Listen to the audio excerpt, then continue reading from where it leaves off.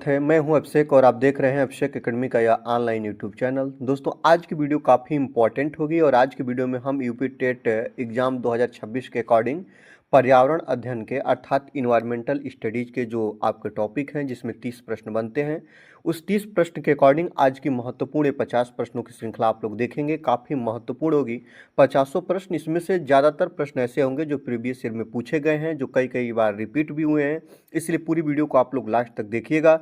अगर वीडियो अच्छी लगे तो वीडियो को लाइक करिएगा, चैनल पर नए हैं तो चैनल को सब्सक्राइब करके बेल आइकन को प्रेस करेंगे। चलिए आज की वीडियो को स्टार्ट करते हैं। आज की वीडियो का सर्वप्रथम पहला प्रश्न हम देखेंगे कि चिपको आंदोलन किस राज्य से संबंधित है। आपको ये बताना है ना कि चिपको आंदोलन किस राज्य से स्टार्ट हुआ था या किस राज्य में सर्वप्रथम चिपको आंदोलन स्टार्टअप का पूरा विवरण देखने को मिलता है, यही हम देखेंगे। तो चिपको आंदोलन आपका छत्तीसगढ़ से है कि आपका झारखंड से है कि आपका बिहार से है कि आपका उत्तराखंड, कहाँ से हुआ था। तो आपको बता दें चिपको आंदोलन का जो श्रेय जिस राज्य को जाता है उस राज्य का नाम है दोस्तों उत्तराखंड। उत्तराखंड से ही स्टार्ट हुआ था चिपको आंदोलन। आपको पता भी होगा उत्तराखंड का जो आपका चामोली जिला है ये भी इम्पॉर्टेंट है।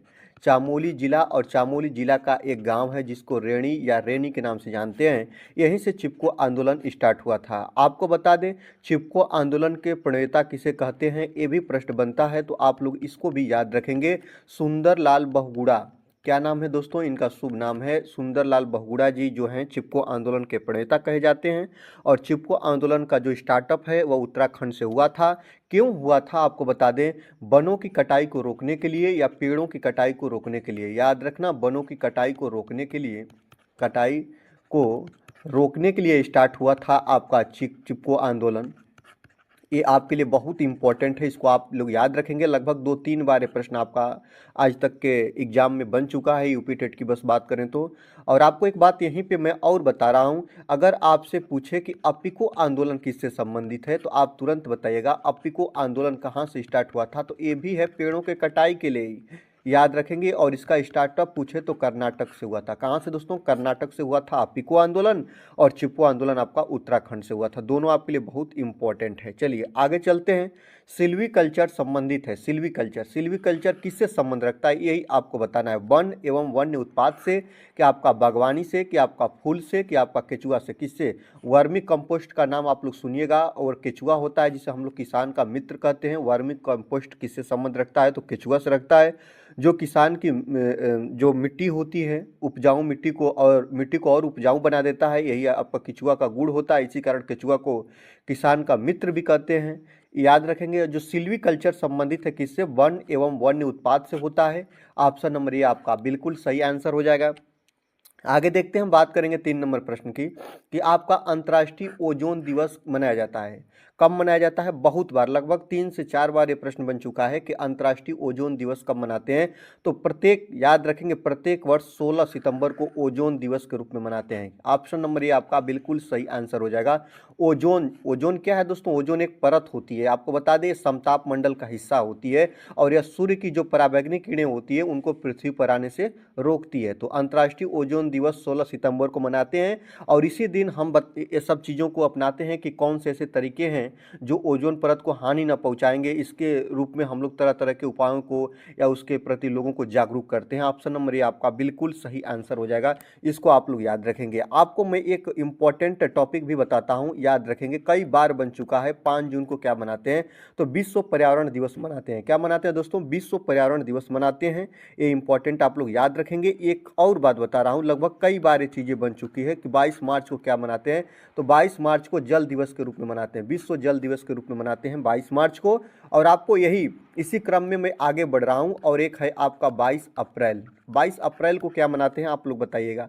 22 अप्रैल को मनाते हैं पृथ्वी दिवस, याद रखेंगे। और इसी क्रम में हम आगे चलेंगे, आपको बताएंगे 22 मई को। 22 मई को क्या मनाते हैं, तो आप लोग बताएंगे जैव विविधता दिवस। क्या है दोस्तों, जैव विविधता दिवस मनाते हैं। जैव विविधता कहाँ पे सबसे ज़्यादा पाई जाती है, तो केरल में पाई जाती है। ये भी प्रश्न आपका बन चुका है।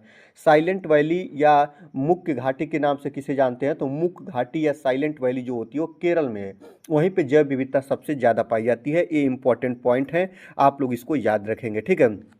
लेकिन एक दो बार तो मैं ये भी देखा हूँ कि एक दो बार ऐसे प्रश्न भी बन चुके हैं जिसका अगर नाम आप लोग देखेंगे तो विश्व आर्द्र भूमि दिवस कब मनाते हैं, तो याद रखेंगे 2 फरवरी को। कब दोस्तों? 2 फरवरी को क्या मनाते हैं? विश्व आर्द्र भूमि दिवस मनाते हैं। ये चीज़ आपके लिए बहुत इंपॉर्टेंट है। और याद रखेंगे विश्व मृदा दिवस, याद रखेंगे, जो कब मनाया जाता है? 5 दिसंबर को मनाया जाता है दोस्तों, 5 दिसंबर को विश्व मृदा दिवस। ये भी प्रश्न आपका बन चुका है। तो जो इंपॉर्टेंट हैं, जो बने हैं, केवल उनको देखेंगे जिनके आने की संभावना है। फालतू चीज़ों को हम लोग नहीं पढ़ेंगे। अगर वीडियो अच्छी लग रही है तो वीडियो को जरूर से जरूर आप लोग लाइक करिएगा। चैनल पर नए हैं, अभी तक आपने चैनल को सब्सक्राइब नहीं किया है, अभी तक आप एकेडमी का हिस्सा नहीं है, तो अभिषेक एकेडमी के इस चैनल को सब्सक्राइब करिए, बेल आइकन को प्रेस करिए और दोस्तों को शेयर कर दीजिए वीडियो को। चलिए आगे चलते हम बात करेंगे दोस्तों 4 नंबर प्रश्न की। 4 नंबर प्रश्न क्या कर रहा है?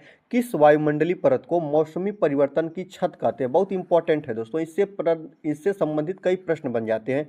क्या क्या प्रश्न बनते हैं मैं आपको बता दे रहा हूं, और ये प्रश्न आपका बना भी है। इसको प्रश्न बनने के तरीकों को बदल देता है, कैसे कैसे प्रश्न बनते हैं मैं आपको बता रहा हूं। याद रखेंगे, जो आपकी वायुमंडल की परतें होती है ना, वायुमंडल की मुख्य रूप से कितनी परतें हैं दोस्तों? तो इनको 5 परतों में बांटा गया है। याद रखना, 5 परतों में बांटा गया है इनके अपने गुण के आधार पर। तो सबसे पहले याद रखेंगे, सबसे नीचे जो होता है ना, इसको हम लोग क्या बोलते हैं? इसको हम लोग क्षोभ मंडल बोलते हैं। क्या बोलते हैं दोस्तों? क्षोभ मंडल बोलते हैं। अब क्षोभ मंडल में मौसमी घटनाएं, जैसे कि आपका बादल का बनना हो गया, आपका कोहरे का बनना हो गया, वर्षा का होना है, सब कहाँ होती है दोस्तों? ये क्षोभ मंडल में होती है। तो मौसमी परिवर्तन का छत किसे बोलेंगे? तो क्षोभ मंडल को बोलेंगे। ऑप्शन नंबर बी आपका बिल्कुल सही आंसर हो जाएगा। ये तो आपका निचले, यहाँ से प्रश्न ये बनता है ना कि पृथ्वी के पास कौन सी परत है? तो क्षोभ मंडल है। यहाँ से जो भी चीज़ बने तो आगे देखिएगा। फिर ऊपर जाएंगे तो एक बनती है मेरी समताप मंडल, और समताप मंडल में एक प्रश्न आपका बनता है कि ओजोन परत कहाँ है? आपको ओजोन परत को O3 से दर्शाते हैं, और ओजोन परत किसका हिस्सा है? तो समताप मंडल का हिस्सा है। जो वायुयान होते हैं कहाँ उड़ते हैं? तो समताप मंडल में उड़ते हैं। वायुयान उड़ने की आदर्श दशा पाई जाती है समताप मंडल में। ये पॉइंट हो गया। इसके बाद हम जाते हैं तो तीसरे नंबर पर आता है मध्य मंडल। कौन सी परत सबसे ठंडी होती है? तो मध्य मंडल को ठंडी परत के नाम से जानते हैं। फिर इसके ऊपर आप लोग जाइएगा तो आपका रेडियो तरंगे कहाँ चलती हैं? जो आपकी ओजोन आयन मंडल में चलती है। कहाँ पे दोस्तों? तो आयन मंडल। अगला आएगा आपका आयन मंडल, और सबसे ऊपर जो होता है ना, इसको हम लोग क्या बोलते हैं? बही मंडल का नाम दे देते हैं। तो इस प्रकार आप लोग देखेंगे कि मौसमी परिवर्तन की छत किसे बोलेंगे प्यारे? आपका करेक्ट आंसर हो जाएगा क्षोभ मंडल को, क्योंकि यहाँ पे मौसमी घटनाएं घटित होती हैं। ऑप्शन नंबर बी आपका राइट हो जाएगा। चलिए आगे चलते हैं। रेड डाटा बुक किससे संबंधित है? लगभग 3-4 बार ये प्रश्न बना है। वह प्रश्न आज की वीडियो में लिए हैं जो काफ़ी चर्चित प्रश्न हैं, जो कि आपके प्रीवियस ईयर में बने हैं, तो आगामी एग्जाम में भी बनने की संभावना हो जाती है। इसलिए आप लोग जब भी एग्जाम दीजिए तो उससे पहले आप प्रीवियस ईयर को बिल्कुल क्लियर कर लीजिए, क्योंकि अगर आपने प्रीवियस ईयर क्लियर किया तो उससे ज़्यादातर प्रश्न ऐसे होंगे ना कि जो आगामी एग्जाम में आपको डायरेक्टली देखने को मिल जाएंगे। रेड डाटा बुक, रेड का मतलब क्या होता है दोस्तों? लाल होता है। डाटा का मतलब विवरण होता है, और बुक का मतलब किताब होता है, ठीक ना? तो जो रेड का मतलब किससे है दोस्तों? खतरा से है। किससे है? आप लोग याद रखेंगे, खतरा से। और किसके ऊपर खतरा है? तो विलुप्ति के करीब जो गए जीव हैं, जंतु हैं, जो कवक हैं, उन्हीं को हम लोग बोलते हैं। आप लोग इसको अगर ध्यान से बिल्कुल बिल्कुल एक तरीके से पढ़ने का प्रयास करेगा तो जैसे पौधे हो गए, जीव हो गए, जो कवक की प्रजातियां हो गई, जो धीरे धीरे क्या हो रही है दोस्तों? विलुप्त हो रही है ना, उन्हीं का इसमें विवरण रखा जाता है, और इसी को हम लोग बोलते हैं रेड डाटा बुक। और इसके बचाने के लिए तरह तरह के उपाय चलाई जाती है, योजनाएं चलाई जाती है। ऑप्शन नंबर ये आपका बिल्कुल सही आंसर हो जाएगा। चलिए आगे चलते हैं। 6 नंबर की बात करेंगे। काफ़ी चर्चाओं में रहने वाला है प्रश्न, भारतीय गैंडा कहाँ संरक्षित हैं? यही आपको बताना है दोस्तों। तो भारतीय गैंडा, और भारतीय गैंडा ही नहीं, एक सींग वाले गैंडा, बहुत यहाँ से प्रश्न बन जाता है कि एक सींग वाले गैंडा कहाँ पे? Bandipur national park, Corbett national park, Kaziranga कि गिर नेशनल पार्क? आपको यही बताना है। बहुत चर्चाओं वाला ये प्रश्न रहता है। आपको बता दें भारतीय गैंडा कहाँ पे है? तो असम में है। या ये प्रश्न ऐसे भी बन जाता है, एक सींग वाला गैंडा, इसको घुमा कर भी पूछ देगा। तो आप तभी भी किसके साथ जाइएगा दोस्तों? असम के साथ जाइएगा। और वह क्या है दोस्तों? Kaziranga national park. क्या उसका नाम है? Kaziranga national park. कहाँ पे है दोस्तों? आपको याद रखना है, असम राज्य में है, और एक सिंह के गैंडे के लिए प्रसिद्ध है। ऑप्शन नंबर सी आपका राइट हो जाएगा। ये बात आपके लिए बहुत इंपॉर्टेंट है। मैं आपको एक दो चीज़ यहाँ से बता रहा हूँ, आप लोग इसको देखिएगा। आपसे मैं पूछ रहा हूँ, आप बताइएगा। कई बार बन चुका है ये प्रश्न, गधों का अभ्यारण्य।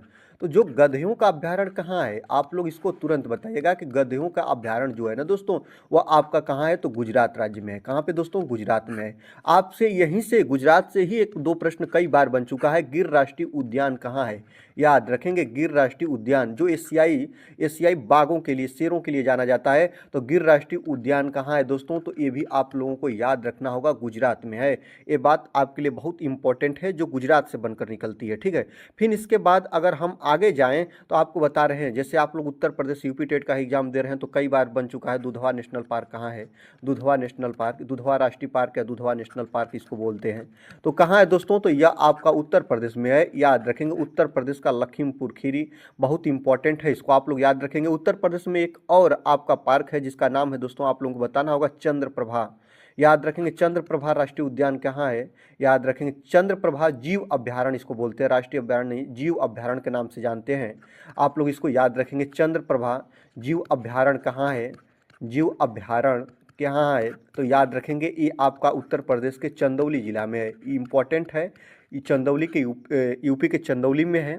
और दुधवा नेशनल पार्क जो उत्तर प्रदेश का एकमात्र राष्ट्रीय उद्यान है, याद रखना, ये भी आपके लिए इंपॉर्टेंट है। दुधवा नेशनल पार्क जो उत्तर प्रदेश का एकमात्र राष्ट्रीय उद्यान है, वह कहाँ पे है दोस्तों, तो आपका उत्तर प्रदेश में है। ये बात आप लोग याद रखेंगे, ये आपके लिए बहुत इंपॉर्टेंट है और बहुत अच्छा भी है, इसको आप लोग याद रखेंगे। अगर आपसे कहें जिम कॉर्बेट नेशनल पार्क कहाँ है दोस्तों, तो आप बताइएगा उत्तराखंड में है। कहाँ पे दोस्तों, जिम कॉर्बेट राष्ट्रीय उद्यान कहाँ है, उत्तराखंड में। यहाँ से बहुत ज़्यादा प्रश्न बनता है आपसे, यहीं से उत्तराखंड से ही प्रश्न बन जाता है। फूलों की घाटी राष्ट्रीय उद्यान कहाँ है, आप तुरंत बताइएगा। फूलों की घाटी राष्ट्रीय उद्यान आपका उत्तराखंड में है, यह भी आपके लिए बहुत इंपॉर्टेंट है। यहीं से आपका बन जाता है नंदा देवी राष्ट्रीय उद्यान कहाँ है, तो उत्तराखंड में ही है नंदा देवी राष्ट्रीय उद्यान। जिम कॉर्बेट राष्ट्रीय उद्यान, राजा जी राष्ट्रीय उद्यान, ये भी आपका उत्तराखंड में ही है, बहुत इंपॉर्टेंट है। चलिए आगे चलते हैं, 7 नंबर प्रश्न की हम बात करेंगे। 7 नंबर प्रश्न कह रहा है, जो आपका शांति घाटी जिसमें राष्ट्रीय पार्क का दर्जा प्राप्त है, वो कहाँ है दोस्तों, यही आपको बताना है। शांत घाटी कहाँ है, जिसको आप लोग मुक वैली या मुक घाटी के नाम से जानते हैं, ये आपका कहाँ है दोस्तों, तो यह आपका केरल राज्य में है। जैव विविधता सबसे ज़्यादा यहीं पे पाई जाती है। ऑप्शन नंबर डी आपका लॉक हो जाएगा, यही आपका बिल्कुल सही आंसर हो जाएगा, इसको आप लोग याद रखेंगे। जैव विविधता यहीं पर सबसे ज़्यादा पाई जाती है, ये भी आपके लिए इंपॉर्टेंट है। दोस्तों अगर वीडियो अच्छी लग रही है तो जरूर से जरूर लाइक करिएगा, चैनल पर नए हैं तो सब्सक्राइब करिएगा, बेल आइकन को प्रेस करिएगा और पूरा 50 प्रश्न देखिएगा। ये 50 प्रश्न आपके आगामी एग्जाम के लिए बहुत महत्वपूर्ण और मददगार साबित होंगे। चलिए 8 नंबर हम प्रश्न की बात करेंगे। 8 नंबर प्रश्न कर रहा है कि पेड़ पौधे प्रदूषण घटाते हैं, सही बात है, क्योंकि वे अवशोषण करते हैं किस चीज़ का, जो पेड़ पौधे प्रकाश संश्लेषण की प्रोसेस में अपना भोजन बनाते हैं। पहली बात, सूर्य की उपस्थिति में बनाते हैं, दूसरी बात, और तीसरी बात आपको यही याद रखना है कि पेड़ पौधे की पत्तियां क्लोरोफिल के कारण हरी भरी होती हैं। और इसके बाद आपको बता दें, जो पेड़ पौधे होते हैं ना, यह ध्वनि प्रदूषण को भी कम करते हैं, ये भी आप लोगों को याद रखना होगा। ध्वनि प्रदूषण को भी कम करते हैं, और ध्वनि प्रदूषण को जब कम करते हैं तो इसको हम क्या बोलते हैं दोस्तों, इसको हम लोग ग्रीन मफलर के नाम से जानते हैं। किसके नाम से, ग्रीन मफलर के नाम से। जब पेड़ पौधे के द्वारा, पेड़ पौधों का यूज हम ध्वनि के प्रदूषण को या ध्वनि को कम करने में करते हैं, तो इसको हम लोग ग्रीन मफलर का नाम दे देते हैं, राइट बात। चलिए आगे चलते हैं। आपको पता है ना कि जो मनुष्य निर्मुक्त करता है उस गैस का नाम है CO2, और इसको याद रखेंगे। पेड़ पौधे क्या करते हैं, अपने भोजन बनाने में प्रयोग करते हैं, और भोजन बनाने में प्रयोग कर रहे हैं तो मतलब वो क्या कर रहे हैं दोस्तों, ये प्रदूषण को घटा रहे हैं। कार्बन डाइऑक्साइड गैस आपका सही हो जाएगा, ऑप्शन नंबर बी को आप लोग लॉक करिएगा, बहुत आपके लिए इंपॉर्टेंट है। आपको एक बात और बता दे रहे हैं, सल्फर डाइऑक्साइड अम्लीय वर्षा का मुख्य स्रोत क्या होता है, सल्फर डाइऑक्साइड होता है। इससे ये अम्लीय वर्षा से प्रश्न बनता है। अम्लीय वर्षा आप लोग याद रखेंगे, अम्लीय वर्षा में किसकी अधिकता होती है, तो SO2 की अधिकता होती है, ये भी आप लोगों को याद रखना होगा, यहीं से चीज़ें सीख लीजिएगा। और आपको बता दें, जो वाहन होते हैं, जो आपके जैसे कि जीप, कार, बस हो गए, उनके साइलेंसर से कौन सी गैस निकलती है, तो कार्बन मोनोऑक्साइड गैस निकलती है, काफ़ी जहरीली गैस होती है। यह वाहनों के साइलेंसर से निकलती है, जो धुआं में होती है, और यह काफ़ी हानिकारक और जहरीली गैस के नाम से इसे हम जानते हैं। ऑप्शन नंबर सी भी आप लोग ध्यान दीजिएगा, लेकिन correct answer option number B हो जाएगा। जो पेड़ पौधे प्रदूषण को घटाते हैं क्योंकि वे अवशोषण करते हैं कार्बन डाइऑक्साइड गैस का, ऑप्शन नंबर बी को लॉक करिएगा। आगे बढ़ते हैं। प्रजातियों की उत्पत्ति रचना है किसकी है दोस्तों, यही आपको बताना है कि जो प्रजातियों की उत्पत्ति है किसकी है, तो चार्ल्स डार्विन की ये रचना है, ऑप्शन नंबर बी को आप लोग लॉक करिएगा, सब लोग जानते ही हैं। आगे बढ़ चलते हैं। यहाँ पे बताना है कि गलत सुम्मिलित का चयन करिए, आपको यही बताना बताना है, बहुत इंपॉर्टेंट है। क्षोभ मंडल में क्या होता है दोस्तों, मौसम संबंधित घटना है, बात तो सही है। मध्य मंडल जो निकटतम परत होती है, समताप मंडल ओजोन परत होती है, बात तो सही है। आयन मंडल में रेडियो तरंगों का विचरण होता है, बिल्कुल बात सही है। लेकिन मध्य मंडल को निकटतम परत नहीं बोलते हैं। मध्य मंडल जो होती है इसको हम लोग ठंडी परत के नाम से जानते हैं। एक पॉइंट आप लोग याद रखना, अगर ये होता तो बात सही हो जाता। निकटतम परत कौन होती है, तो निकटतम परत आपकी क्षोभ मंडल होती है, ये गलत है, याद रखना, एक गलत है। तो जब गलत है दोस्तों तो यही क्या होगा, सही होगा, यही आपका पूछा है, यही आपका ऑप्शन नंबर बी को आप लोग लॉक करिएगा और चीज़ों को सीख लीजिएगा कि निकटतम परत क्या है। तो निकटतम परत आपका क्षोभ मंडल है। मध्य मंडल क्या होती है, ठंडी परत होती है या बीच वाली, सबसे बीच वाली परत होती है। ऐसे पॉइंट बने तब ये बातें सही हो जाएगी। चलिए आगे चलते हैं। कौन सा प्रथम साहित्य खोज है, याद रखेंगे यहाँ पे जो आपका खोज होगा या स्रोत होगा तो इसको आप खोज में ही परिवर्तित कर लीजिए। कौन सा आपका प्रथम साहित्य खोज है, आपको पता है सबसे पुराना वेद के नाम से ही जानते हैं। ऑप्शन नंबर ए आपका सही हो जाएगा, ऋग्वेद जो आपका सबसे पुराना है। और इसमें यहाँ से प्रश्न आपका बनता है कि गायत्री मंत्र किस वेद में लिखा हुआ है या किस वेद में वर्णित है। तो गायत्री मंत्र भी आपका किस में है दोस्तों, तो गायत्री मंत्र भी आपका ऋग्वेद में ही है, इसको आप लोग याद रखिएगा।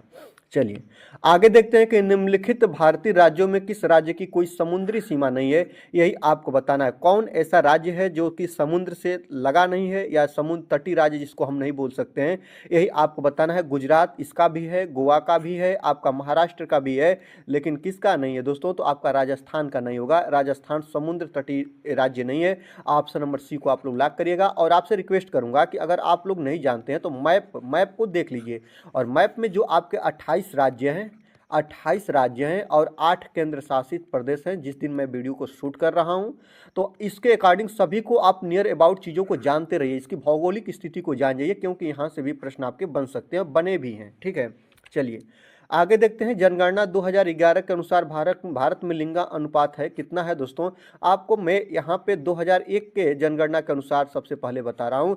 2001 के जनगणना के अनुसार आपका 933 संबंधे 1000 का था, याद रखना। लेकिन जब ये जनगणना आपकी 2011 में होती है तब यह लिंगा अनुपात में काफ़ी सुधार होता है। 940 संबंधे 1000 का ये लिंगा अनुपात बढ़ जाता है, जो काफ़ी अच्छा होता है। उसके अकॉर्डिंग देखने के अकॉर्डिंग अच्छा नहीं है, लेकिन 2001 के अकॉर्डिंग 2011 की जो आपकी जनगणना होती है उसके अकॉर्डिंग जो काफ़ी अच्छा होता है लिंगानुपात। लिंगानुपात का मतलब होता है ना दोस्तों, याद रखना, 1000 पुरुष पे, यहाँ पे याद रखना 1000 पुरुष पे महिलाओं की संख्या कितनी है दोस्तों, तो महिला की संख्या 940 है, जो काफ़ी सुधार करने की आवश्यकता है। तो जनगणना 2011 के अनुसार भारत में लिंगानुपात ऑप्शन नंबर ए को लॉक करिएगा। ऑप्शन नंबर ए आपका बिल्कुल राइट हो जाएगा। चलिए आगे चलते हैं। निम्नलिखित का मिलान करना है। विटामिन ए, विटामिन ए की कमी से कौन सा होता है या विटामिन ए किससे संबंध रखता है, कौन सा रोग होगा, तो रतौंधी होगा, बात तो सही है। इसके स्रोत पूछे तो गाजर को ध्यान रख लीजिएगा। विटामिन बी 1, विटामिन बी 1 से क्या होता है दोस्तों, बेरी बेरी रोग होता है, ऑप्शन नंबर 3 इसका सही होगा। विटामिन सी, विटामिन सी की कमी से मसूड़ों से खून आते हैं और स्कर्वी रोग होता है, इसको आप लोग याद रखना। तो ऑप्शन नंबर 4 आपका बिल्कुल राइट हो जाएगा। विटामिन डी, विटामिन डी का स्रोत होता है सूर्य और इससे होता है रिकेटस सूखा रोग। विटामिन डी कहाँ से प्राप्त होता है, सूर्य के प्रकाश किरणों से प्राप्त होता है। इस प्रकार आपका सम्मिलित सही होगा। पहला का पहला होगा, यहाँ पे देखेंगे पहला का पहला होगा, दूसरा का तीसरा होगा और इसका चौथा, और चौथे का क्या होगा, दूसरा होगा। ऑप्शन नंबर ए आपका लॉक हो जाएगा। ऑप्शन नंबर ए आपका बिल्कुल सही आंसर हो जाएगा दोस्तों, इसको आप लोग याद रखते रहिएगा। चलिए आगे चलते हैं। आगे अब हम बात करेंगे स्वच्छ भारत अभियान की शुरुआत किसने की थी, यही आपको बताना है। तो स्वच्छ भारत अभियान की शुरुआत किसके द्वारा की गई थी, महात्मा गांधी जी के द्वारा की गई थी कि नीरव मोदी के द्वारा की गई थी कि योगी आदित्यनाथ जी के द्वारा की गई थी कि नरेंद्र मोदी जी के द्वारा की गई थी, किनके द्वारा की गई थी, यही आपको बताना है। तो स्वच्छ भारत अभियान की जो शुरुआत की गई थी वह महात्मा गांधी जयंती, याद रखेंगे, जो आपके 2 अक्टूबर के उपलक्ष्य में ही की गई थी। आपको बता दें दोस्तों कि आपका 2 अक्टूबर कब दोस्तों, तो याद रखिएगा, मैं आपको बता रहा हूँ। कितने लोगों में इस संशय हो जाता है कि 2 अक्टूबर 2014 को स्टार्ट की गई थी, तो सब लोग महात्मा गांधी के भी बहुत से लोग हैं जो चले जाएंगे, लेकिन याद रखना ये नरेंद्र मोदी जी के द्वारा 2 अक्टूबर 1914 को स्टार्ट की गई थी। ऑप्शन नंबर डी आपका बिल्कुल सही हो जाएगा। आपको मैं 1-2 चीज़ें और बता दे रहा हूँ, यहीं पर आपसे नोटबंदी की बातें पूछ ले सकता है, क्योंकि ये भी चीज़ आपके जो अकॉर्डिंग चल रही हैं। नोटबंदी कब स्टार्ट की गई थी, तो नोटबंदी के लिए आप लोग याद रखना 8 नवंबर 2016। आपसे मैं एक और योजना के बारे में बात करता हूं जिसका नाम है दोस्तों उज्ज्वला योजना। याद रखना, उज्ज्वला योजना, या इसको क्या बोलते हैं, प्रधानमंत्री उज्ज्वला योजना, PMUY के नाम से जानते हैं। इसकी शुरुआत 1 मई 2016 को की गई थी। ये भी प्रश्न कई जगह बने हैं, तो इसको भी आप लोग याद रखिएगा। चलिए आगे चलते हैं, बात करेंगे निम्न में से कौन सा क्रम पारिस्थितिकी तंत्र में ऊर्जा प्रवाह के संबंध में सही है। तो आपको खाद्य श्रृंखला में मिला है ना कि उत्पादक, फिनिश उपभोक्ता, और उसके बाद आते हैं अपघटक। याद रखना दोस्तों, एक इसके बाद आते हैं अपघटक, ये आपका सही हो जाएगा अपघटक। सबसे पहले उत्पादक क्या करता है दोस्तों, उत्पन्न करता है, जैसे पेड़ पौधे होते हैं। उपभोक्ता होता है, दो उसका सेवन करता है, और इसके बाद जब ये मृत्यु को प्राप्त होता है तो इसके बाद अपघटक इसका सेवन करते हैं। इसी प्रकार खाद्य श्रृंखला चलती रहती है। तो ऑप्शन नंबर ए आपका लॉक हो जाएगा, ऑप्शन नंबर ए आपका बिल्कुल सही आंसर हो जाएगा। आगे देखते हैं कि निम्नलिखित में से कौन सा जैव मंडल का अजैविक घटक नहीं है। अजैविक घटक नहीं है, अजैविक घटक नहीं है मतलब क्या होगा दोस्तों, वह जैविक घटक होगा। क्या होगा, जैविक घटक। जैविक घटक का मतलब उसमें क्या पाया जाएगा, जीवन पाया जाएगा। जीवन का मतलब क्या होगा दोस्तों, वह निर्जीव होगा कि सजीव होगा, मतलब कि वह क्या होगा दोस्तों, सजीव होगा। इस प्रकार चीज़ों को आसानी से आप समझ जाएंगे। अब चलिए, प्रोटीन क्या होगा, सजीव है नहीं है दोस्तों, इसको खाया जाता है, निर्जीव चीज़ें होती है, खाद्य जरूर है। मृदा भी, मिट्टी क्या होती है दोस्तों, निर्जीव होती है। फास्फोरस भी क्या होता है, निर्जीव होता है। लेकिन कवक में जीवन पाया जाता है, कवक सजीव है, इसमें जीवन पाया जाता है, ये जैविक घटक है। ऑप्शन नंबर सी को आप लोग लॉक करिएगा और आगे बढ़ चलते हैं। देखिएगा, भारत में लड़कियों व लड़कों के विवाह की न्यूनतम कानूनी आयु क्या मानी गई है। आपको पता है ना कि जो आपका बाल विवाह निषेध अधिनियम 2006, आप लोग इसको याद रखेंगे। जो आपका बाल विवाह निषेध अधिनियम, जो आप लोग इसको याद रखेंगे, निषेध अधिनियम कब लाया गया, तो 2006 में लाया गया। और इसके अकॉर्डिंग एक एज निर्धारित की गई, जो एज थी कि लड़कियों की उम्र, न्यूनतम उम्र कितनी होनी चाहिए, 18 वर्ष होनी चाहिए, और लड़कों की न्यूनतम शादी की उम्र कितनी होनी चाहिए, तो 21 वर्ष होनी चाहिए। ऑप्शन नंबर बी को लॉक करिएगा, यही बिल्कुल सही आंसर हो जाएगा। आगे देखते हैं, जट्रोफा, करकास और आपका दोस्तों पेनगोमिया पौधों के बीजों का उपयोग किस उत्पादन के लिए किया जाता है। तो आपको पता है ना, बायोडीजल में इसकी जो बीजें होती है ना, इनका प्रयोग हम लोग क्या करते हैं दोस्तों, बायोडीजल तैयार करने में करते हैं। ऑप्शन नंबर बी आपका बिल्कुल सही आंसर हो जाएगा। इससे इसके जो बीज होती है, इसका यूज करके हम लोग ईंधन तैयार करते हैं। ऑप्शन नंबर बी को आप लोग लॉक करिएगा। चलिए 20 नंबर की बात करते हैं। निम्नलिखित को सुम्मिलित कीजिए, और ऐसा प्रश्न मैंने लिया कि आप लोग इसमें थोड़ा भ्रमित हो जाएंगे। क्यों, क्योंकि इसको सुम्मिलित करना ही नहीं है। जो देखेंगे, कलमकारी का आंध्र प्रदेश होगा, पिथौरा मध्य प्रदेश की जो कलाकारी होती है, वर्ली जो होती है महाराष्ट्र की कलाकारी है, और मधुबनी जो है दोस्तों वह बिहार कूट की जो कलाकारी है। ऑप्शन नंबर बी आपका लॉक हो जाएगा। चलिए आगे चलते हैं। गिर शेर परियोजना अवस्थित है कहाँ पे दोस्तों, तो गिर राष्ट्रीय उद्यान या गिर शेर परियोजना, जो आप लोग याद रखेंगे दोस्तों, जो शेरों के, एशियाई शेरों के संरक्षण के लिए जानी जाती है, जो कहाँ पे है दोस्तों, याद रखेंगे, जो कहाँ पे है, तो वह आपका गुजरात राज्य में है। याद रखेंगे, ये आपके लिए ऑप्शन नंबर ये आपका बिल्कुल सही आंसर हो जाएगा। गिर राष्ट्रीय उद्यान की बात करें या गधों का अभ्यारण्य की बात करें, गुजरात राज्य को आप लोग लॉक कर लीजिएगा। चलिए अब हम आगे चलेंगे। आगे चीज़ों को आप लोग बिल्कुल तरीके से देखेगा। जैसे आप लोग गुजरात को देख लिए ना, उसी तरह आपसे पूछे कि जिम कॉर्बेट राष्ट्रीय उद्यान कहाँ है, आप तुरंत बताइएगा जिम कॉर्बेट राष्ट्रीय उद्यान कहाँ है दोस्तों, तो आप लोग तुरंत बताइए उत्तराखंड में, क्योंकि चीज़ें कई बार बनी है। गिर को आप लोगों ने देख ही लिया। आपसे मैं एक और बात बता रहा हूँ, कान्हा राष्ट्रीय उद्यान कहाँ है, तो कान्हा राष्ट्रीय उद्यान आपका मध्य प्रदेश MP में है, बहुत इंपॉर्टेंट है। आपसे मैं पूछूं एक और इम्पॉर्टेंट, आप लोग बताइएगा पेरियार राष्ट्रीय उद्यान कहाँ है, आप लोग बताइएगा पेरियार राष्ट्रीय उद्यान कहाँ है दोस्तों, तो पेरियार राष्ट्रीय उद्यान आपका केरल राज्य में है, इंपॉर्टेंट है। चलिए आगे चलते हैं। WWF से क्या आशय है, आपको बताना है दोस्तों। वर्ल्ड वाइल्ड लाइफ फंड, जो आप लोगों को बिल्कुल पता भी है कि WWF से आशय क्या है दोस्तों, तो वर्ल्ड वाइल्ड लाइफ फंड होता है। जो ऑप्शन नंबर क्या सही हो जाएगा, ऑप्शन नंबर सी आपका बिल्कुल सही आंसर हो जाएगा। आपको पता है ना कि याद रखेंगे, स्विट्जरलैंड के ग्लैंड में इसकी जो श्रृंखला है या जो इसका कार्यालय है वो अवस्थित है, WWF, आप लोगों को ये भी पता होगा। और ये आप लोगों को मैं ये चीज़ें बता रहा हूँ जो आप लोग याद रखेंगे। जो ये कहाँ पे है दोस्तों, लिख भी दे रहे हैं, क्योंकि आपको जो PDF मिलेगी स्विट्जरलैंड, आप लोग उससे भी चीज़ों को पढ़ लेंगे। स्विट्जरलैंड के कहाँ पे दोस्तों, तो ग्लैंड में यह अवस्थित है या स्थित है। और इसकी स्थापना 29 अप्रैल, कब दोस्तों, तो 29 अप्रैल 1961 में की गई थी। और इसका उद्देश्य था कि जीव प्रजातियों को खतरे से बचाना, ये इसका उद्देश्य है। चलिए आगे चलते हैं। मानव शरीर हड्डियों का ढांचा मात्र रह जाता है, आपको ये बताना है। जो देखिएगा, मात्र ढांचा रह जाता है, मात्र ढांचा रह जाता है। इसका कारण क्या होता है, लंबे समय तक तंबाकू ग्रहण से। तंबाकू ग्रहण इसका मुख्य कारण नहीं होता है, इसका मुख्य कारण होता है शराब सेवन। शराब सेवन से मात्र लंबे समय से अगर शराब सेवन कोई नशेड़ी कर रहा है तो उसका मात्र हड्डियों का ढांचा रह जाता है। ऑप्शन नंबर बी आपका लॉक हो जाएगा। परिवार के लोगों के नशा से उससे मतलब क्या होगा, परिवार के लोग नशा से उस नशेड़ी का मतलब नहीं होगा, वो स्वयं नशा करेगा तब उसको ये चीज़ें की हानियाँ होगी। आगे देखते हैं पित्त रस का निर्माण कहाँ होता है, यकृत में, किडनी में, अमाशय में, इनमें से कोई नहीं, कहाँ पे होता है आपको यही बताना है। तो जो पित्त रस का निर्माण होता है दोस्तों वह यकृत में होता है। ऑप्शन नंबर ए आपका बिल्कुल सही आंसर हो जाएगा। ये चीज़ें आपके लिए बहुत महत्वपूर्ण है। भोजन का पाचन कहाँ होता है, तो यहीं लीवर इसको ही बोलते हैं, यहीं पे होता है, आपको ये भी चीज़ें याद रखना होगा। जो आपका ब्लड होता है वो शुद्धिकरण का काम कहाँ होता है, तो ब्लड शुद्धिकरण आपका किडनी में होता है। आपसे प्रश्न बन सकता है कि मानव शरीर का सबसे बड़ा जो अंग होता है वह क्या होता है, तो मानव शरीर का सबसे बड़ा अंग जो होता है दोस्तों वह त्वचा होता है। ये भी आपको याद रखना होगा। आपको ये भी पता होना चाहिए कि जो मनुष्य के शरीर में रक्तदान के साथ साथ जैसे कि मृत शरीर से क्या डोनेट किया जाता है, तो आपको याद रखना होगा मृत शरीर के बाद नेत्र का दान किया जाता है। नेत्र दान में क्या डोनेट किया जाता है, तो कार्निया, आँख का कार्निया भाग को दान किया जाता है। ये भी चीज़ आप लोग याद रखिएगा। चलिए आगे देखते हैं, कंचनजंगा चोटी निम्नलिखित में से किस उपखंड में स्थित है। हिमालय के किस उपखंड में उपस्थित है जो कंचनजंगा चोटी है, आपको यही बताना है दोस्तों। तो जो आपका कौन ऐसा उपखंड है जहाँ पे आपका कंचनजंगा चोटी है जो उपस्थित है, ये आपको बताना है। तो आप इसको बताइएगा और ऑप्शन नंबर कौन सही करिएगा दोस्तों, ऑप्शन नंबर बी आपका बिल्कुल सही हो जाएगा। दार्जिलिंग और सिक्किम हिमालय में है। ऑप्शन नंबर बी आपका बिल्कुल सही हो जाएगा। आगे देखते हैं, जल प्रदूषण को मापने के लिए कौन सा परीक्षण किया जाता है। आपको पता है जैसे नदियों का जल हो गया या कहीं का जल हो गया, अगर वह जल प्रदूषित हो गया है तो उस जल को प्रदूषण मापने के लिए या प्रदूषण को परीक्षण करने के लिए, जल प्रदूषण मापने के लिए कौन सा परीक्षण किया जाता है, तो उसको हम लोग BOD के नाम से जानते हैं। किस नाम से जानते हैं दोस्तों, BOD के नाम से जानते हैं, जिसका फुल फॉर्म क्या होता है, तो बायोकेमिकल ऑक्सीजन डिमांड होता है। ऑप्शन नंबर ए, जल में घुली ऑक्सीजन की मात्रा जो होती है, जितना जल में ऑक्सीजन की मात्रा होगी उतना जल शुद्ध होगा। ऑक्सीजन की मात्रा को नाप के ही जल की शुद्धता की हम पहचान करते हैं। ऑप्शन नंबर ए आपका बिल्कुल सही आंसर हो जाएगा। इसको आप लोग लॉक कर लीजिएगा, ठीक है।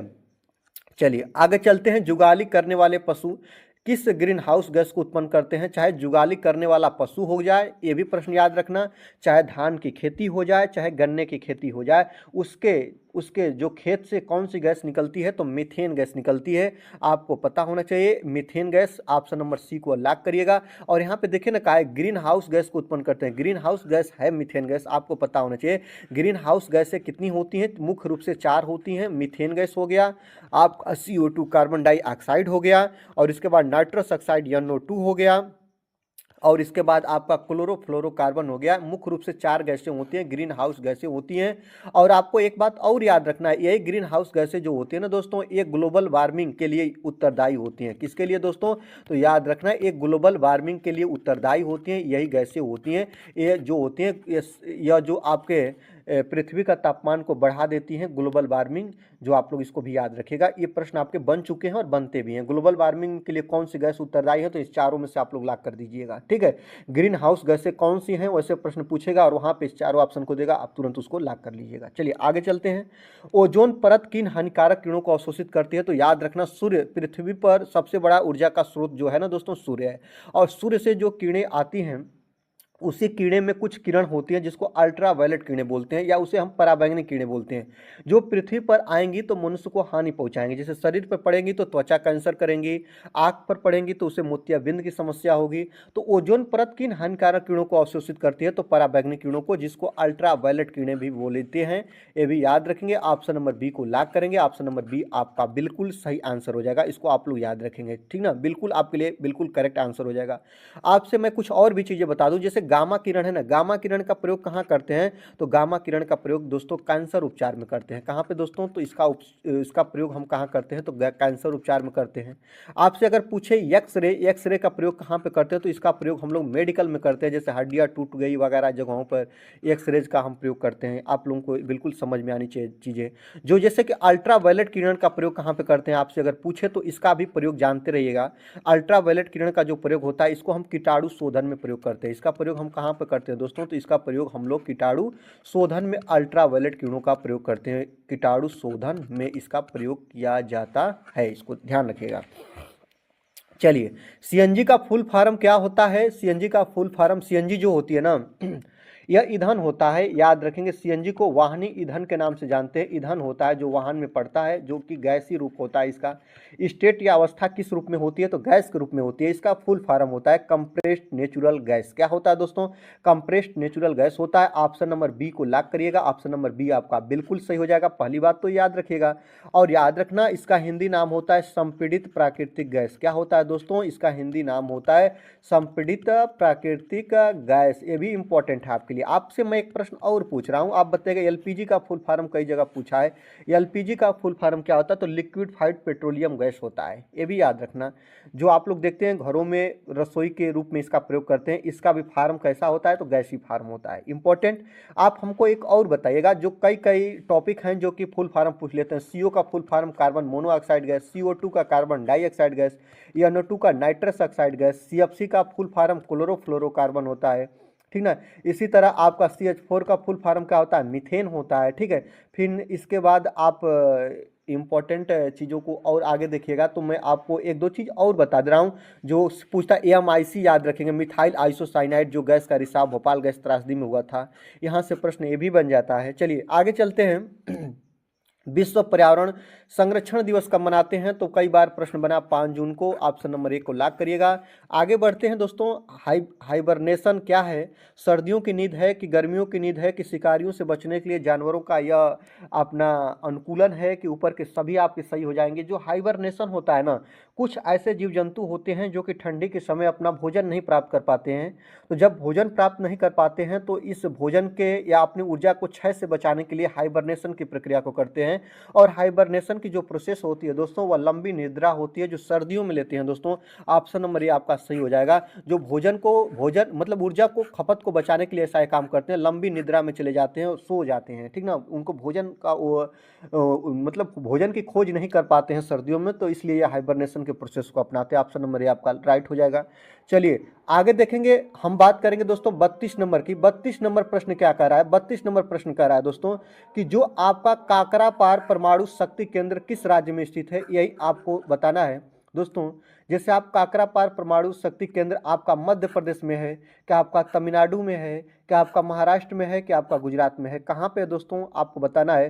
तो याद रखेंगे, जो आपका काकरापार परमाणु शक्ति केंद्र है ना, यह गुजरात के तापी नदी के तट पर स्थित है। तो आप लोग ऑप्शन नंबर डी को लॉक करिएगा।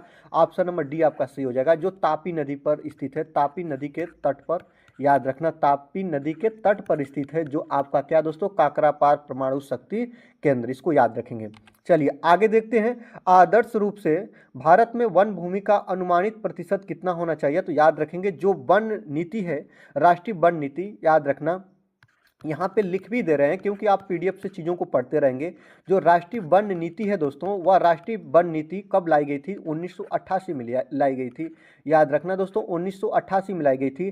तो इसके अनुसार मतलब कि जो आपका पूरा भूभाग है ना, इस भूभाग का 33% भाग क्या होना चाहिए दोस्तों, वन का होना चाहिए। ऑप्शन नंबर सी आप लोग लॉक करिएगा। चलिए आगे देखते हैं, कौन सी मानवीय गतिविधि वायुमंडल में मौजूद ऑक्सीजन के स्तर को कम कर सकती है। तो कौन ऐसा है जो ऑक्सीजन के स्तर को कम कर सकती है, वनों की कटाई, बिल्कुल सही बात है। पशु का शिकार ऑक्सीजन कम करने से कोई संबंध नहीं रखता है। खनन करिएगा तो पेड़ पौधे नष्ट होंगे, तो ऑप्शन नंबर डी को लॉक करिएगा। ऑप्शन नंबर डी, ए और सी दोनों हो जाएगा। खनन में क्या होता है, पेड़ों की कटाई होती है। जब पेड़ों की कटाई होती है दोस्तों, तो वो ऑक्सीजन के स्तर को कम कर सकता है। ऑप्शन नंबर डी को लॉक करिएगा, ना कि केवल ए को भी याद रहे, आप चीज़ों को ध्यान रखिएगा। ऑप्शन नंबर डी को लॉक करिएगा। खनन भी जो होता है ना, यह ऑक्सीजन के स्तर को कम करता है। आगे देखते हैं, पृथ्वी पर चींटियों के न रहने का क्या प्रभाव होगा। आपको बता दो दोस्तों, कोई प्रभाव नहीं होगा कि जीवन नष्ट कर देगा, ऐसा होगा कि थोड़ा प्रतिकूल प्रभाव पड़ेगा कि दिमकों में कमी आएगी। क्या होगा दोस्तों, आपको बता दें, पृथ्वी पर चींटियों के न रहने का क्या प्रभाव होगा, तो थोड़ा प्रतिकूल प्रभाव पड़ेगा। ऑप्शन नंबर सी आपका बिल्कुल से हो जाएगा, क्योंकि जो खाद्य श्रृंखला है एक दूसरे से जुड़ी हुई है। तो मतलब कि जो भी कोई जीव या जंतु अगर अपने जीवन से नष्ट हो रहा है, अपने इस रूप से नष्ट हो रहा है दोस्तों, तो याद रखना वह वातावरण पर उसका प्रतिकूल प्रभाव पड़ेगा, तो पड़ेगा, बिल्कुल पड़ेगा। याद रखना, अनुकूल प्रभाव तो होगा नहीं, प्रतिकूल ही, बुरा ही प्रभाव पड़ेगा। चलिए आगे देखते हैं कि निम्नलिखित में से कौन सा तत्व विभिन्न राज्यों में भूजल प्रदूषण के लिए जिम्मेदार है। तो भूजल प्रदूषण के लिए जिम्मेदार कौन सा ऐसा तत्व है, आपको बताना है। क्लोरीन है कि फ्लोराइड है कि रसायन है कि इनमें से कोई नहीं। देखिए जब ये प्रश्न बना था सब लोग रसायन के साथ गए थे, लेकिन आयोग ने रसायन को नहीं माना और उसका कहना था कि जो फ्लोराइड होता है ना, यह जल के साथ मिलता है तो यह विषैला रूप धारण करता है, और याद रखना यही भूजल प्रदूषण का सबसे मुख्य कारण होता है। और ऑप्शन नंबर बी को आयोग ने सही माना था, इसलिए आप लोग ऑप्शन नंबर बी को सही मानिएगा और ऑप्शन नंबर बी ही आपका सही होगा। गूगल भी करके आप लोग देख सकते हैं, ठीक है ना। इस बातों को याद रखिएगा, ये आपका बिल्कुल सही आंसर हो जाएगा, फ्लोराइड। आगे देखते हैं दोस्तों, ओजोन परत के क्षरण के लिए जिम्मेदार, जिसको हम लोग बोलते हैं क्लोरोफ्लोरोकार्बन, सीएफसी का मुख्य स्रोत क्या है? सीएफसी जो होती है ना, जिसको याद रखेंगे क्लोरोफ्लोरोकार्बन बोलते हैं, तो इसको आप लोग इसको जिम्मेदार तरीके से देखें ना, इसको सी को क्या बोलते हैं दोस्तों? सी को क्लोरीन बोलते हैं। इसका फुल फॉर्म होता है, आपको क्या बोलते हैं? फ्लोरीन बोलते हैं। सी को क्या बोलते हैं? कार्बन बोलते हैं। तो क्लोरीन फ्लोरीन और कार्बन के संयुक्त रूप को सीएफसी बोलते हैं, ठीक। और सीएफसी गैस जो होती है ना, यह अपने वायुमंडल में कहाँ से निकलती है? सबसे पहले मैं बता दे रहा हूँ आपको, एक इंपॉर्टेंट टॉपिक है जो बना है, याद रखना। जो ओजोन परत को सबसे ज्यादा क्षय कौन सी गैस पहुंचाती है, या ग्रीन हाउस गैस, कौन सी ग्रीन हाउस गैस है जो ओजोन परत को सबसे ज्यादा हानि पहुंचाती है? तो जो सीएफसी गैस होती है, याद रखना, ओजोन परत को सबसे ज्यादा हानि इसी से होती है। और आपको बता दें यह कहाँ से निकलती है, तो रेफ्रिजरेटर, जिसको हम घरों में यूज करते हैं, रेफ्रिजरेटर से गैस निकलती है। ऑप्शन नंबर बी को आप लोग लॉक करिएगा। आगे देखते हैं, झीलों के अध्ययन को क्या बोलते हैं, आपको बताना है। तो झीलों के अध्ययन को क्या बोलते हैं? तो निम्नोलॉजी बोलते हैं। ऑप्शन नंबर सी आपका बिल्कुल सही आंसर हो जाएगा। इस तरह आप चीजों को याद रखिएगा। आगे देखते हैं, विश्व वानिकी दिवस कब मनाते हैं? याद रखेंगे 39 नंबर का रहा है कि विश्व वानिकी दिवस कब मनाते हैं? तो 21 मार्च को मनाते हैं। कब दोस्तों? याद रखना 21 मार्च को मनाते हैं। ये याद रखना 21 मार्च 2012 को इसे संयुक्त राष्ट्र महासभा ने नामित किया था। याद रखना कब से? 2012 से मनाते हैं 21 मार्च को विश्व वानिकी दिवस, जो संयुक्त राष्ट्र महासभा ने इसे नामित किया था। ऑप्शन नंबर बी को आप लोग लॉक करिएगा। चलिए आगे चलते हैं, हम 40 नंबर प्रश्न की बात करेंगे। गुजरात के उद्योगपति जिनका नाम है दोस्तों बिरल सुधीर भाई देसाई, जिनको global environment and climate action citizen award 2021 दिया गया था, से सम्मानित किया गया है, किस नाम से प्रसिद्ध है? यही आपको बताना है दोस्तों। तो इनका कौन सा नाम है जिससे इनको प्रसिद्धि मिली है, आपको यही बताना है। तो वर्ल्ड मैन ऑफ इंडिया के नाम से जानते हैं इनको दोस्तों, याद रखना। ऑप्शन नंबर ए आपका बिल्कुल सही आंसर हो जाएगा। आगे देखते हैं दोस्तों, निम्नलिखित में से कौन सी प्राणी शाख की वह शाखा है जो मछली के अध्ययन को समर्पित है? तो याद रखेंगे, आप हमको यही बताइएगा कि इनमें से कौन है जो मछली के अध्ययन को रखती है, कौन सी शाखा? इसका नाम है दोस्तों एस्थोलॉजी। ऑप्शन नंबर डी आपका बिल्कुल सही आंसर हो जाएगा। कहीं कहीं पे इसको एक थियोलॉजी भी लिखा मिल जाएगा, तो आप लोग इसको ध्यान रखिएगा, एक थियोलॉजी, याद रखना। ये भी कहीं कहीं पे लिखा हुआ मिल सकता है दोस्तों, इसको आप लोग याद रखेंगे, लिखने में थोड़ा आपका दिक्कत है, इक्थियोलॉजी, ठीक है। आगे देखते हैं, किस तरह के पौधे को भारत में मंगल पौधे के नाम से जानते हैं? तो मंगल पौधे मतलब सदा हरे भरे चीजें रहे, मैंग्रोव पौधे को बोलते हैं। या जो होते हैं ना, याद रखेंगे, यह समुद्र तटीय इलाकों में फैलते हैं। ऑप्शन नंबर सी आपका बिल्कुल सही आंसर हो जाएगा। आगे देखते हैं, मलेरिया रोग किस प्रकार का रोग है, यही आपको बताना है दोस्तों। तो जो मलेरिया रोग होता है वायरस जनित होता है कि प्रोटोजुआ जनित, बैक्टीरिया जनित, कवक जनित? आप लोगों को पता है कि मलेरिया रोग जो होता है वो प्रोटोजुआ जनित होता है। ऑप्शन नंबर बी आपका बिल्कुल सही हो जाएगा। सिंकोना पेड़ के छाल से इसकी दवा बनाई जाती है, ये भी आपको याद होगा। मलेरिया में जो होती है शरीर में कपकपी हो जाती है, ये इंपॉर्टेंट इसके टॉपिक हैं। चलिए आगे चलते हैं, कैंसर का उपचार किस रेडियो आइसोटोप द्वारा किया जाता है? आपको यही बताना है दोस्तों। तो कैंसर का उपचार किस रेडियो आइसोटोप द्वारा किया जाता है, बहुत इंपॉर्टेंट है, आप इसको बताइएगा।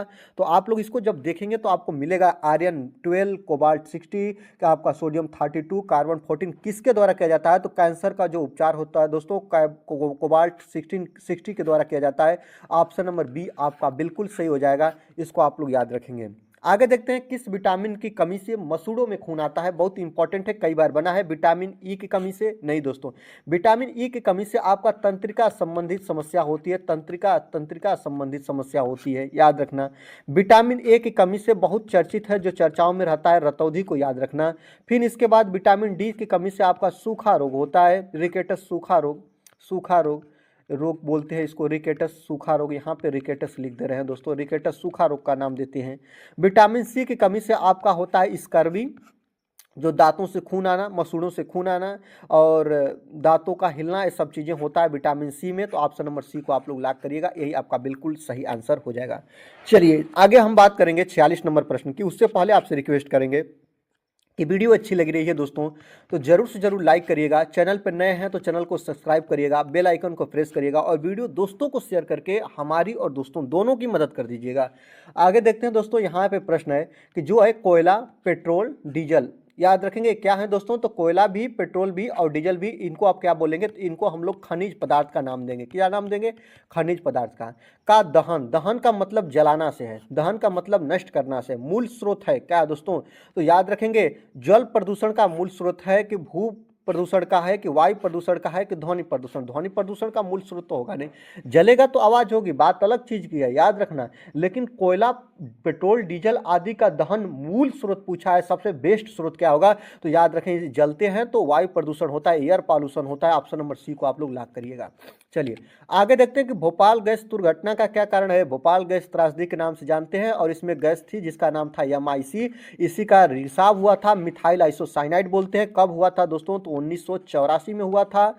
याद रखना 2 दिसंबर 1984 की रात्रि, या इसको 3 दिसंबर भी कहीं कहीं पे लिखा हुआ मिल सकता है, क्योंकि 2 दिसंबर की रात्रि मतलब कि 3 दिसंबर भी लिखा हुआ होता है, इसमें कंफ्यूजन नहीं होता। 2-3 दिसंबर 1984 को एक फैक्ट्री में, कहाँ पे दोस्तों, मध्य प्रदेश के भोपाल में। कहाँ दोस्तों, तो मध्य प्रदेश के भोपाल में एक फैक्ट्री थी, जिस फैक्ट्री में MIC मतलब मिथाइल आइसोसाइनाइड गैस का रिसाव हुआ था, जो जहरीली गैस थी और उससे अपार जनधन की हानि हुई थी। और मिथाइल आइसोसाइनाइड का रिसाव, ऑप्शन नंबर ए आप लोग लॉक करिएगा। चलिए आगे चलते हैं, हम देखेंगे निम्नलिखित में से किसके क्षय होने से सबसे अधिक समय लगता है। सिगरेट का टुकड़ा जल्दी क्षय हो जाता है, आपको पता है। चमड़े का जूता, ये भी क्षय हो सकता है। फोटो फिल्म, ये भी क्षय हो सकता है, लेकिन प्लास्टिक का थैला जल्दी क्षय नहीं होता है। यह जो होता है दोस्तों, यह प्रदूषण का सबसे बड़ा कारण बनता है। ऑप्शन नंबर डी आप लोग सही मानेंगे, ऑप्शन नंबर डी को आप लोग लॉक करेंगे।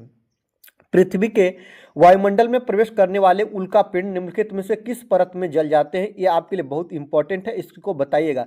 तो जो उल्कापिंड होते हैं कहाँ पे जल जाते हैं, सबसे बीच वाली परत होती है जिसको हम मध्यमंडल के नाम से जानते हैं।